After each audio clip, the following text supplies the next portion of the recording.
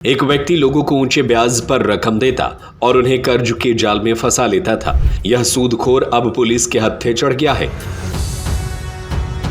Fresh thinking smart education और her dream को real बनाने का अप्रोच कैम्ब्रिज हाई स्कूल में सेशन 2026 से 2027 के लिए एडमिशंस अब ओपन है। आरोप है कि वह एटीएम और चेक कब्जे में रखकर लोगों का शोषण कर रहा था।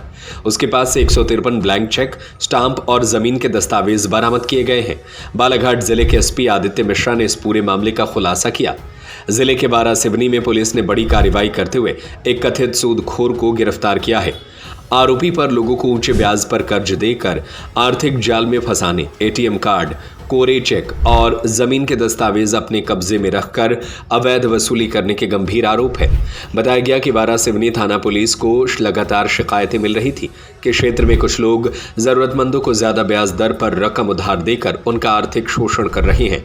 जांच के बाद पुलिस ने वार्ड नंबर 7 लाल बर्रा रोड निवासी सुनील अरोरा को गिरफ्तार किया। आरोपी लोगों को 5 से 10% तक ऊंचे ब्याज पर ऋण देता था और फिर उन्हें कर्ज के जाल में फंसा लेता था। जांच में सामने आया कि आरोपी ऋण देने के बदले पीड़ितों के एटीएम कार्ड और password, sign blank cheque, stamp paper, कोरे कागज और जमीन की रजिस्ट्री जैसे मूल दस्तावेज अपने कब्जे में रख लेता था। इसके बाद लोगों को डराकर और मानसिक दबाव बनाकर अवैध वसूली की जाती थी। साथ ही यह भी खुलासा हुआ कि आरोपी कब्जे में रखे गए चेक और स्टाम्प का इस्तेमाल कर पीड़ितों के खिलाफ चेक बाउंस जैसे मामलों में झूठे मुकदमे दर्ज करवाता था। सरकारी कर्मचारियों का एटीएम अपने पास रखकर जब तनख्वाह आती थी तो वह भी निकाल लेता था। प्रताड़ना के चलते कई लोग अपनी जमीन बेचने तक मजबूर हो गए। पुलिस ने बताया कि आरोपी कम दामों में जमीन का रजिस्ट्री करवाकर रकम को ब्याज के नाम पर खुद रख लेता था। पुलिस ने आरोपी के खिलाफ कई धाराओं में मामला दर्ज कर लिया है। मामले की जांच जारी है। जी सर, बच्चे का एक्सीडेंट हुआ था तो मैंने 1.5 लाख रुपए ली थी। अब 5-6 साल हुए। तो फिर आपको बदले में क्या-क्या दिए थे आपने जब ब्याज दिए? कुछ नहीं सर, वो चेक दी थी। जी। कितना पैसा माँगता था ये आपसे? कैसे पैसे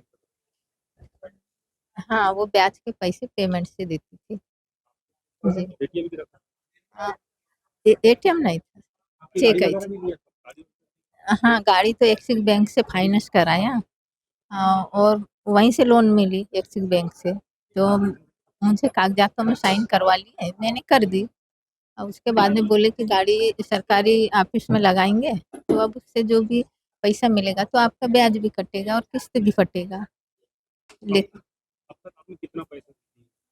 हाँ, सर मैं रिटायरमेंट हुई तो जो मेरा क्लेम आया तो उसमें से जो उनने बोले कि 6-7 लाख रुपए ब्याज का हुआ है, तो मैंने 6-7 लाख रुपए उन्हें खुद चेक से निकाल लिए। तब तो चेक वापस नहीं नहीं, चेक तो अब जितने बचे होंगे तो उन्हीं के पास होंगे। नहीं। जी। जी, विलास कुमार बिसेन। तो बताइए आपने भी सुनील अरोड़ा को ब्याज किस तरह जी। दिया था और क्या किया? 6% की दर से मुझे उन्होंने पैसा दिया था। विगत 13 साल लगभग हो गए। तब से मैं अनवरत उनको ब्याज देते रहा पिछले अक्टूबर तक। एक मुश्त मैंने उनको 6 लाख रुपए दिया और उसके बाद उनसे मैंने अपने डॉक्यूमेंट्स माँगने का प्रयास किया। कई बार अनुनय विनय किया। लगभग साल भर होते आ रहा है, पर उन्होंने मेरे कागज़ात वापस नहीं किए। क्या-क्या दिए थे कागज़ात? कागज़ात में चेक थे, ब्लैंक चेक थे और साथ ही स्टाम्प पेपर 1000 रुपए का और एटीएम्स एटीएम जो एक्सपायर हो चुके हैं विगत 3 साल पहले। क्या एटीएम से पैसे जी हाँ, अनवरत निकाला उन्होंने। लगभग मैंने 8 साढ़े 8 लाख रुपए के आसपास लिया था। किस्तों में लिया था वो भी, यानी मतलब इकट्ठे नहीं। एक बार भर मैंने 3 लाख रुपए लिया था और एक बार 2,28,000 रुपए। उसके पश्चात मैंने बैंक की, यानी मतलब जब एटीएम इनके पास चला गया तो ये मेरे एटीएम्स को पूरा खाली कर देते थे। तो मैं मजबूर हो जाता था, पुनः इनके पास जाता था और बैंक की किस्त भरने के लिए मैं इनसे पुनः पैसे लेता था, वह भी ब्याज पर चढ़ते थे। 13 सालों से लगातार जी, जी। फिर कितनी राशि आपने देखी? लगभग 40-50 लाख रुपए देख चुका हूँ। ये बताइए आपको फिर कैसे शिकायत करने का, क्योंकि काफ़ी लंबे सर, समय से ये बड़ा इसके काम लिए मोटिवेशन की आवश्यकता थी क्योंकि मैं कार्यरत था तो हिम्मत नहीं जुटा पा रहा था क्योंकि अशोभ जी। लेकिन अंततोगत्वा मतलब लोगों से मिला मैं। आपको कैसे पता चला पीड़ित कि सुनील अरोड़ा ब्याज देता है करके? किसके ये मिस्टर मेरे पड़ोसी थे पूर्व में, मिस्टर एमपी पटले। जिन्होंने बताया कि बोले ब्याज पर पैसा देता है, तो तब मैंने पहली रकम इनसे मात्र 30,000 रुपये लिया था। उसके बाद जैसे जैसे मुझे आवश्यकताएं आती गई उसके अनुसार मैंने इनसे उधार लेते गया। देखिए, इसमें बारासिवनी थाना क्षेत्र जो बालाघाट का है, वहाँ से लगातार दबे छुपे ये आवाज़ आती थी कि कई बार ग्रामीण लोगों को ऐसे लोगों को जो शायद शिकायत करने में झिझकते हैं, उनको कई लोगों के द्वारा सूदखोरी के जंगल में फंसाया जाता है और एक ऐसा ट्रैप बनाया जाता है कि पहले उस व्यक्ति को ऋण पे पैसे दिए जाते हैं। जब वो लोन के रूप में पैसे नहीं चुका पाता, तब उससे ब्लैंक चेक्स ले लेते हैं। ब्लैंक स्टैम्प पेपर उनसे परचेज़ कराया जाता है और उन स्टैम्प पेपर्स को बंधक बना के रखा जाता है। और यदि वो व्यक्ति कभी शिकायत करने का प्रयास करता है, तो फिर इन कोरे कागज़ों को, कोरे चेक्स को या जो अपने ब्लैंक स्टैम्प पेपर रहते हैं, उसमें एक फ़र्ज़ी इबारत भर के इनको न्यायालय में पेश करके उसके खिलाफ न्यायालयीन कार्रवाई शुरू की जाती है। इसमें एक चीज़ और तथ्य सामने आया था कि अमूमन परिवार के एक व्यक्ति नहीं, मल्टीपल लोगों से ये चेक्स लिए जाते हैं, जिससे कि घर की महिलाओं के नाम के अगर चेक होते हैं, तो हर व्यक्ति स्वाभाविक है शिकायत करने में डरता है, घबराता है। इसमें पहले हम लोगों ने गोपनीय रूप से पूरी तफ्तीश की थी, क्योंकि जो लोग ऋण पे पैसा लेते हैं, उनके पास कई बार एविडेंसेस कम रहते हैं, क्योंकि वो खुद काफ़ी लंबे समय से प्रताड़ित रहते हैं। जब हम लोगों ने प्राइमरी इंक्वायरी कर ली थी, उसके बाद इसमें एफआईआर दर्ज की गई थी और उसके बाद गिरफ्तारी हुई थी। 6 दिनों की रिमांड पे आरोपी हमारे साथ थे, जिसमें जब इनके विभिन्न ठिकानों पे हम लोगों ने दबिश दी, तो करीबन 153 ब्लैंक चेक्स, करीबन 15 ऋण पुस्तिकाएँ, 15 जो रजिस्ट्री के डॉक्यूमेंट्स हैं, विभिन्न जो स्टैम्प पेपर्स होते हैं करीबन 22, ऐसे इत्यादि बहुत सारी चीज़ें मिली।